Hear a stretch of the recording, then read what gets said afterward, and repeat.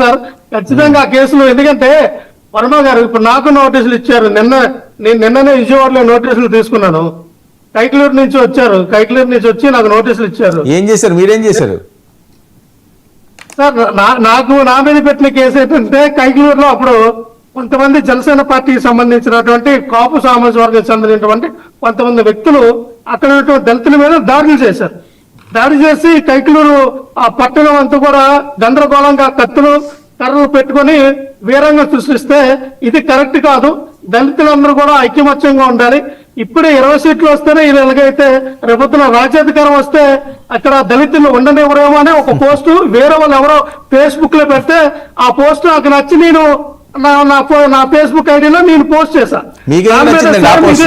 నాకు కూడా పెట్టాను. ఏంటి సార్ ఆ పోస్ట్ మీకెందుకు నచ్చింది సార్? యాజ్ నేను ఒక దళిత్ సార్. నేను